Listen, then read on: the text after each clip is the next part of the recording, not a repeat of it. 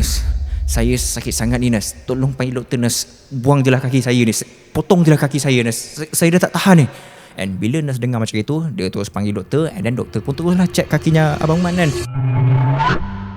Assalamualaikum warahmatullahi wabarakatuh, and welcome back to all ahli komuniti gelap. Apa khabar korang semua?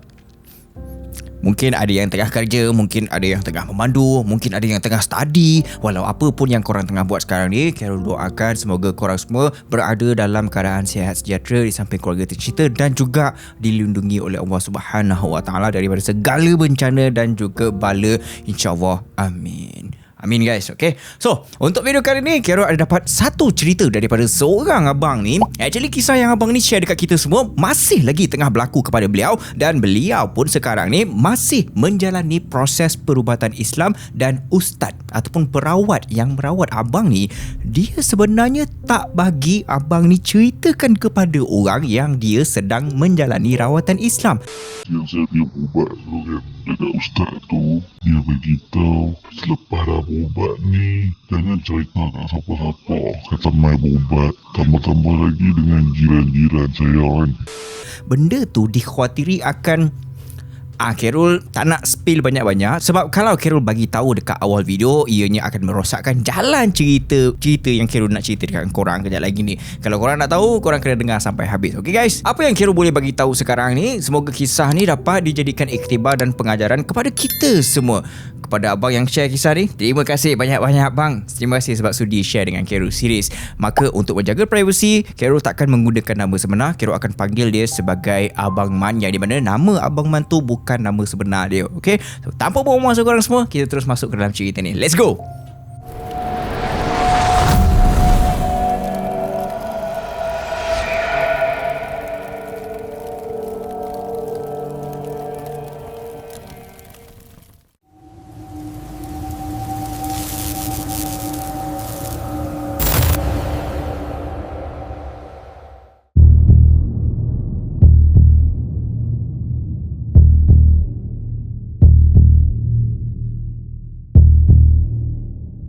Okay guys, cerita ni macam ni tau.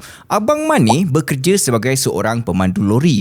Dan pada ketika COVID tengah melanda negara kita, Abang Man terpaksa diberhentikan kerja kerana lori dia tidak mendapat kelulusan kerajaan untuk bergerak. Sebab pada masa tu, korang tahu sendiri kan, kawalan pergerakan memang kau-kau punya. Tak banyak kenderaan yang dibenarkan untuk jalan di jalan raya kecuali crucial punya kes sahaja. Korang sendiri pun tahu kan. Jadi pada masa tu, kewangan Abang Man memang 100% bergantung daripada gaji yang dia dapat daripada hasil membawa lori. Dan disebabkan dia dah tak boleh nak bawa lori, maka Abang Man dah tak ada sumber pendapatan. Dan bila Abang Man dah tak ada sumber pendapatan, dia terpaksa untuk cari sumber pendapatan yang baru sebab dia ada family yang perlu disara. Dan pada masa itulah Allah memberikan ilham kepada Abang Man untuk membuka sebuah kedai runcit, kerana di kampung yang dia duduk sekarang ni ataupun pada masa tu tak ada kedai runcit. Kalau ada pun jaraknya adalah sejauh 10 km daripada kampung tersebut dan memerlukan perjalanan sebanyak lebih kurang dalam 10 ke 15 minit untuk sampai ke kedai runcit daripada kampung Abang Man. Jadi guys, apa yang Abang Man buat pada masa tu adalah dia terus gunakan seluruh duit simpanan dia untuk membuka kedai runcit tersebut. Dan bila je kedai runcit dah buka, Abang Man terus pulun kau-kau. Abang Man tahu dia kena fokus 100% untuk mencari rezeki sebab semua duit simpanan dia dah habis digunakan untuk buka kedai tu. Jadi pada waktu pagi, ngam-ngam je lepas solat subuh, Abang Man terus buka kedai runcit dia. Dekat situ juga dia ada jual sarapan pagi macam kuih muih, macam nasi lemak. And then pada waktu petang pula, dia ada jual masakan panas sampai ke malam. Dan pada waktu malam pula, dia ada jual burger. Dia ada buka stall burger. Benda ni semua macam kedai-kedai dekat kampung lah guys. Jadi Abang Man pulun semua benda. Dia pulun kau-kau. Dan based on apa yang Abang Man cakap, satu hari paling sikit dia boleh dapat dalam 600 hingga 700 ringgit. Kalau hari raya pula, dia boleh dapat dalam 1000 ringgit untuk satu hari. Abang Man cakap Alhamdulillah. Jumlah tu bukanlah boleh membuatkan dia kaya, tapi jumlah tu bolehlah untuk sara keluarga dia sebab dia dah tak ada sumber pendapatan utama. Dia dah berhenti kerja sebagai pemandu lori. Hasil tersebutlah yang digunakan untuk sara keluarga dia. Kiranya kedai dia mendapat sambutan dan ramai customer yang datang. Tapi dalam banyak-banyak customer yang datang, dia ada seorang customer tetap, seorang lelaki yang memang akan datang setiap hari. Memang akan datang almost setiap hari, ataupun lebih spesifik lagi, setiap tengah hari dia akan datang ke kedai Abang Man. Dan bila dia datang, dia akan masuk ke dalam kedai, dia akan buka peti ais, dia akan ambil sebotol air Coke yang botol kecil punya, and then dia pergi dekat kaunter, dia minta rokok suria dekat Abang Man. Lepas dia dah beli dua benda tu, dia terus duduk dekat meja makan, and then dia akan hisap rokok dia sambil minum air Coke dia dekat meja makan tu. Dan setiap kali dia buat macam itu, ada satu benda lagi yang dia akan buat. Dia akan umpil label plastik dekat botol air Coke tu, dan dia akan campakkan dekat atas lantai, dia akan campakkan dekat atas meja, ataupun dekat merata-rata tempat yang suka hati dia nak letak dekat mana. Walhal kotak sampah ada je dekat sebelah dia. Setiap kali datang, setiap kali tu juga dia akan buat macam itu. Abang Man yang memang dah biasa dengan perangai si lelaki tu, Abang Man just buat dono je lah. Abang Man macam, tak apalah, tutup je lah mata, customer tetap kan. Akhirnya Abang Man nampak benda tu just a small matter je, tak ada apa pun yang nak dibesarkan sangat. And nak dijadikan cerita, pada satu hari, si lelaki tu datang pada time yang dia selalu datang, iaitu pada waktu tengah hari. And dia pun macam biasa lah. Dia macam, Man, rokok suria datang. Dan kebetulan pula pada masa tu rokok habis dekat kedai Abang Man. Jadi Abang Man pun cakap dekat dia, alamak, rokok habis lah, kau datang petang sikit supplier sampai sini petang nanti. Bila je dengar Abang Man cakap macam itu, lelaki itu pun dia tak cakap banyak, dia terus keluar daripada kedai Abang Man, dia terus naik motor dia, and then dia pun terus bergerak. Lepas je beberapa jam kemudiannya, lebih kurang dalam pukul 4 petang macam gitu, si lelaki itu datang balik ke kedai Abang Man untuk beli rokok yang dia nak beli tadi lah. Dan pada masa tu stok rokok tak sampai lagi, dan Abang Man pun macam dah tak sedap lah. Customer tetap dia dah datang 2 kali tapi barang pula tak sampai lagi. Jadi tak cakap banyak. Time tu juga, dekat depan lelaki tu juga, Abang Man call supplier, barang bila sampai ni? Customer aku dah tunggu lama ni. Bang, barang sampai lambat sikit lah. So bila dia dah matikan call, Abang Man pun terus bagi tahu dekat lelaki tu, petang sikit kau datang, diorang lambat sikit lah hari ni. Ni aku dah call dah ni, tak tahulah kenapa, biasanya awal je diorang sampai. Walaupun Abang Man dah cakap macam gitu dekat lelaki tu diam je, dia tak keluarkan sepatah haram pun. And bila Abang Man rasa yang situation dekat situ macam dah awkward gila, macam something pelik je kan, Abang Man pun terus lah cakap dekat lelaki tu, okay, tak apalah macam gini, nanti stok sampai aku call kau. Tak pun aku sendirilah pergi hantar rumah kau, okay? Abang Man cakap macam itu dekat dia. And bila Abang Man dah cakap macam itu, lelaki tu masih lagi berdiam. Dia masih lagi tak jawab sepatah haram pun. Dia tak cakap okay, dia tak cakap apa-apa, dia just diam. And then beberapa saat macam itu, dia terus caw. So time tu Abang Man tak adalah nak ambil hati ke apa ke. Abang Man dah kenal sangat lah dengan perangai lelaki ni, dah hari-hari datang kan. Jadi pada masa tu Abang Man ingatkan lelaki tu dah tak datang lagi dah. Sekali mat lebih kurang dalam pukul 6 macam gitu, dia datang lagi dekat kedai Abang Man. Pada masa dia datang tu, Abang Man dengan pakcik Abang Man berada dekat luar kedai.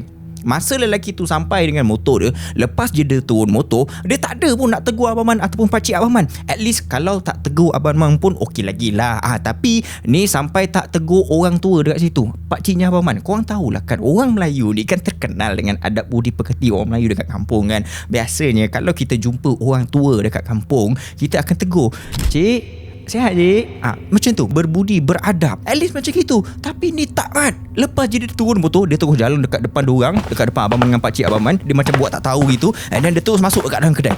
Just like that. And pada masa tu, dekat dalam kedai tu ada bini Abang Man tau. So lepas je lelaki tu masuk, dia terus tanya lah rokok suria yang dia tunggu dari tengah hari tadi tu dekat bininya Abang Man. And pada masa tu pun rokok masih tak sampai lagi tau guys. Jadi bininya Abang Man pun terus lah cakap dekat dia elok-elok kan, barang tak sampai lagi ni, tak tahulah kenapa lambat sangat hari ni. Lepas je dengar bini Abang Man cakap macam itu, lelaki tu terus cakap macam gini, meniaga apa macam ni? Aku ingat baik kau tutup je lah kedai kau ni, meniaga macam gini, baik tak payah meniaga. Bini Abang Man tak diam. Bila dia dengar, dia macam panas lah juga kan. Dia bilas balik, tapi dalam keadaan yang sopan santun guys. Supplier yang lambat hantar, aku nak buat macam mana? Rokok ni laki aku yang urus, bukan aku yang urus. Dan dia macam cuba untuk menahan kemarahan lah. Lepas tu lelaki tu dia ada bising-bising lagi, tapi Abang Man dah tak ingat dah apa yang lelaki tu bisingkan. And tak lama lepas tu lelaki tu pun terus keluar kedai, dia terus naik motor. And Abang Man yang dari tadi perhati je perangai dia, Abang Man terus pergi dekat lelaki tu. Abang Man terus cakap dekat dia, weh, kenapa kau cakap macam ini? Cakap lagi dia elok. Lelaki tu balas balik, aku bukan cakap kat kau, aku cakap dekat perempuan tu. Bila je Abang Man dengar yang dia cakap perempuan tu, Abang Man terus naik angin lah. Perempuan tu bini aku, kau pergi minta maaf sekarang. Seperti yang Kero cerita, seperti yang korang tahu, sebelum ni lelaki tu memang kita boleh cakap dah banyak gila buat tai.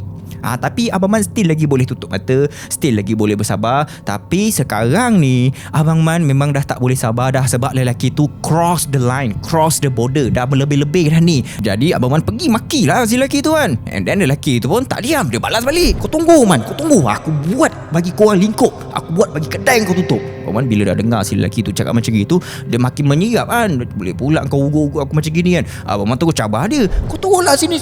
Kalau kau tak puas hati kan, kita settle depan ni lah. Tapi lelaki tu tak turun, malah dia terus pusingkan motor dia sambil dia pusingkan tu. Tak apa, kau tunggu, aku bagi lingkup kau.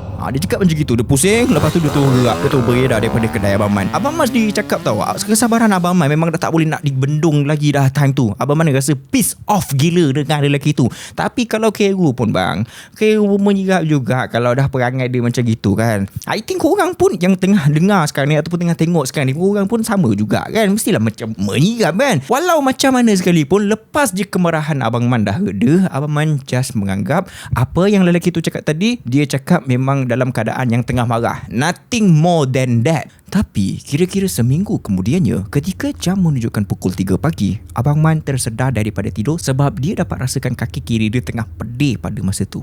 Dan bila Abang Man bangun untuk cek kaki dia, dia ternampak satu kesan luka di bahagian kaki kiri dia yang sebelum ni memang tak ada langsung dekat situ.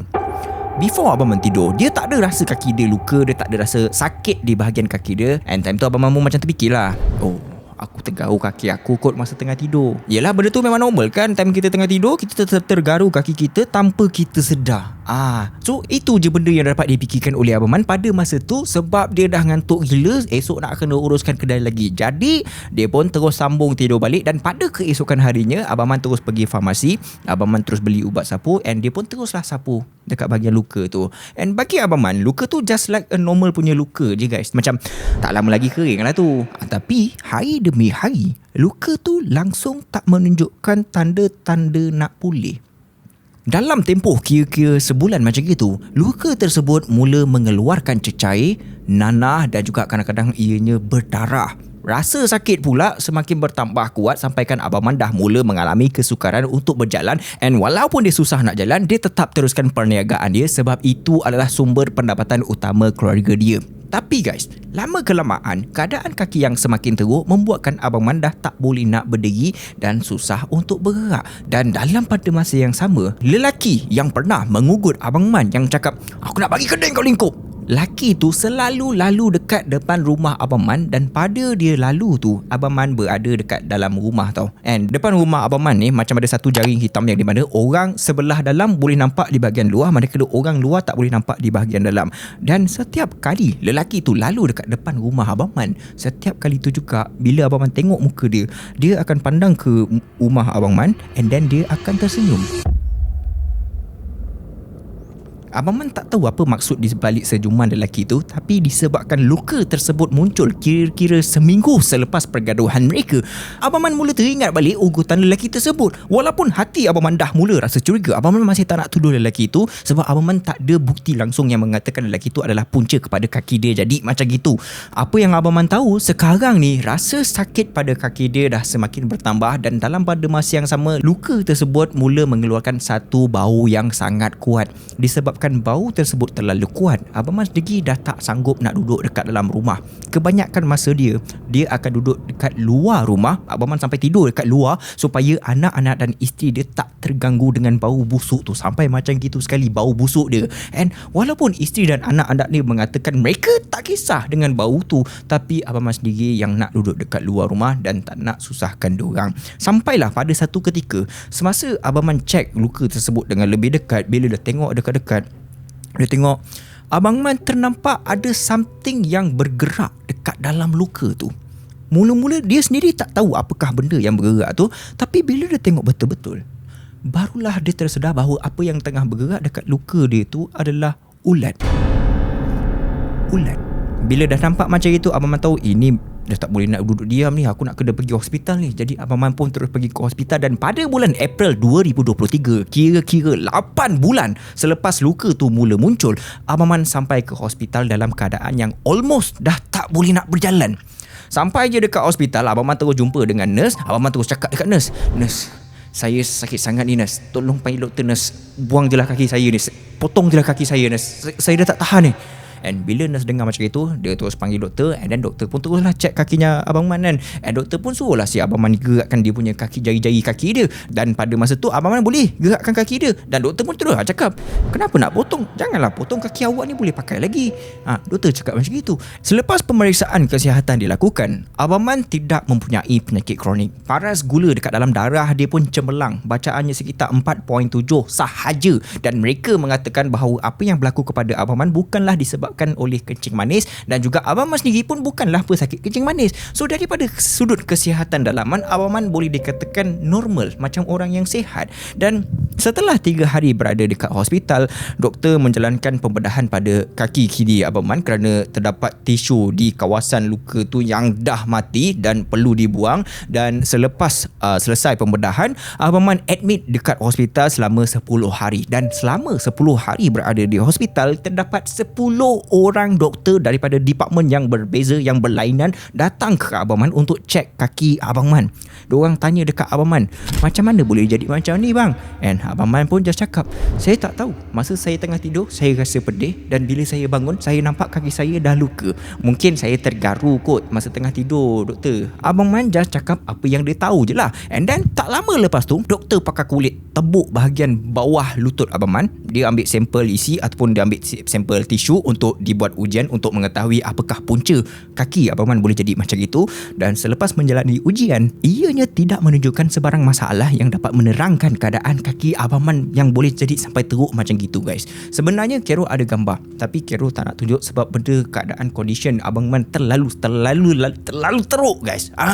Jadi guys, pada satu hari ketika Abang Man masih lagi berada di hospital, salah seorang doktor datang untuk cek keadaan Abang Man. Jadi Abang Man pun ceritalah yang dia tak tahu apakah punca kaki dia boleh jadi macam itu. Ujian dah buat, masih tak dapat jawapan. Dan Abang Man pun cakap yang dia tahu kaki dia luka pun masa dia tengah tidur, dia rasa kaki dia pedih, itu je. Dan selepas mendengar penjelasan daripada Abang Man, doktor tu terus beredar daripada situ. Tapi tak lama lepas tu, doktor tu datang balik dekat Abang Man. And then dia tu cakap dekat Abang Man, bang, saya rasa abang boleh cuba dapatkan rawatan perubatan Islam. Doktor tu cakap macam itu. Dan pada ketika Abang Man nak discharge daripada hospital, Abang Man tanya dengan salah seorang doktor mengenai apakah punca kaki dia boleh jadi macam itu. Dan jawapan daripada doktor tu, dia just cakap, saya rasa mungkin sakit kulit kot awak ni. Bila dengar doktor cakap mungkin, bunyi tu seolah-olah puncanya masih belum dapat dipastikan dengan jelas. Dan pada masa tu Abang Man sedar dia kena dapatkan rawatan Islam. Yes. Okay guys, ngam-ngam je lepas keluar hospital, dia terus berjumpa dengan 3 orang perawat, tapi berlainan waktu guys. Jarak-jaraknya memakan masa tau. Bukannya keluar terus jumpa 3 sekaligus. Dia macam jumpa, okay yang ni, lepas tu sebulan lepas tu sana, lepas tu dia one by one. Jadi guys, first perawat yang dia jumpa, perawat tu mengatakan Abang Man mungkin terlangkah sesuatu. Perawat yang kedua mengatakan luka tu berpunca daripada air bisa. Tapi perawat yang ketiga memberikan jawapan yang lebih disturbing bagi Abang Man. Ketika Abang Man berjumpa dengan perawat tu, dia bertanya dengan Abang Man, awak ni pernah bergaduh ataupun awak pernah ada masalah dengan sesiapa ke sebelum luka tu muncul? Soalan tu terus membuatkan Abang Man macam teringat dengan si lelaki yang dia pernah bergaduh mulut dekat kedai dia tu. Dan dia pun teruslah ceritakan kepada perawat tu, dan perawat tu terus cakap memang ada orang hantar something dekat Abang Man, dan perawat tu cakap lelaki itulah yang hantar. Jadi guys, bila Abang Man dengar, Abang Man agak tersentak. Tapi dia tak nak terima apa yang perawat tu cakap bulat-bulat. Dia tak nak terima bulat-bulat. Sebab bagi Abang Man, apa yang dikatakan oleh seorang perawat masih bukan bukti. Tak ada bukti yang menunjukkan lelaki tu hantar barang dekat Abang Man. Yes. Tapi guys, bila Abang Man fikirkan balik semua benda yang terjadi dekat dia, lelaki tu cakap, aku buat kau kasih kau lingkup. And then seminggu kemudiannya, tiba-tiba ada luka pula dekat kaki Abang Man yang tak tahu berpunca daripada apa. And then lelaki tu lalu depan rumah Abang Man sambil tersenyum. And now perawat ketiga cakap lelaki tu hantar. Bila semua benda tu digabungkan, bagi Abang Man, benda tu memang susah gila untuk hilangkan rasa curiga tu. Curiga terhadap lelaki tu. Abang Man masih tetap tak nak mengatakan bahawa lelaki tersebut memang orang yang bertanggungjawab terhadap apa yang berlaku dekat Abang Man. Sebab walau sebanyak mana pun perkara tu nampak gila macam terkait rapat kan. Nampak macam memang dia yang hantar ni. Tapi guys, Abang Man tetap tak nak mengatakan yang lelaki tu adalah orang yang bertanggungjawab terhadap kaki dia. Sama ada ugutan tu betul-betul mempunyai kaitan dengan apa yang berlaku ataupun tidak, Abang Man masih belum menemui jawapan dia. Apa yang pasti sekarang ni, luka tersebut bukan setakat menjejaskan kesihatan Abang Man. Tapi lepas je kaki dia dah semakin teruk, dia dah tak boleh nak berjalan. Kedai dia pun dah tak terurus, dan dalam pada masa yang sama, kos untuk menjaga luka dia pun terus meningkat guys. Abang Man terpaksa mengeluarkan sebanyak 200 sebulan. RM200 sebulan hanya untuk membeli barang-barang untuk mencuci dengan menukar dia punya balutan dekat kaki dia tu. Dan disebabkan dia dah tak berniaga, dah tak boleh nak berniaga, perniagaan dia dah semakin merosot, ianya mempengaruhi keadaan keuangan Abang Man. Dan benda ni jadi sampaikan dia dah tak ada duit untuk beli barang-barang untuk mencuci dan membalut luka dia tu guys. Dan bila dah tak ada duit nak beli barang-barang tu semua, Abang Man terpaksa gunakan kain daripada seluar-seluar lama yang tak dipakai, kain-kain pelikat, kain-kain batik. Dia pergi koyakkan, dia gunakan kain-kain tu semua untuk balut kaki dia. And then bagi menampung kos untuk meneruskan hidup dan juga kos rawatan kaki, Abang Man terpaksa menjual 2 buah kereta, sebuah motosikal dan barang-barang niaga dia yang lain. And boleh dikatakan hampir ke semua aset yang pernah dikumpul, dia benda tu hilang satu demi satu guys. Pada bulan Mei 2025, Abang Man dimasukkan ke hospital sekali lagi sebab luka tu jadi teruk balik. Dan sehingga kisah ni diceritakan, Abang Man masih perlu hidup dengan kesakitan dan juga kesan terhadap kehidupan keluarga dia. Sampai hari ni, Abang Man masih tak tahu apa sebenarnya yang menyebabkan luka tu muncul. Abang Man masih rasa curiga, tapi dia tetap tak nak menuduh siapa-siapa tanpa bukti. Apa yang Abang Man tahu, sejak luka tu muncul, kehidupan yang pernah dia bina tak pernah kembali macam dulu. Jadi guys, bagi korang, apa sebenarnya yang berlaku kepada Abang Man? Korang boleh kongsikan pendapat korang dekat ruangan komen. Tapi sama macam Abang Man lah, kita pun tak boleh nak menuduh sesiapa tanpa bukti kan. Sebab rasa curiga, benda tu bukanlah bukti. Dan kepada Abang Man, terima kasih banyak Man kerana sudi kongsi kisah abang ni dengan Khairul Series, dengan kita semua. And Khairul rasa marilah kita sama-sama berdoa semoga segala urusan Abang Man serta keluarga dia dipermudahkan, dan semoga Abang Man diberikan kesembuhan semula. So guys, korang yang mempunyai pengalaman seram, misteri ataupun kejadian pelik dalam hidup sendiri, korang boleh kongsikan kisah tersebut dengan Khairul Series. Korang boleh email dekat hazwanoal@gmail.com, and mungkin kisah korang tu akan menjadi cerita seram subscriber yang seterusnya. Okay, so Khairul tak nak cakap banyak guys. See you on next video. Assalamualaikum. Bye-bye.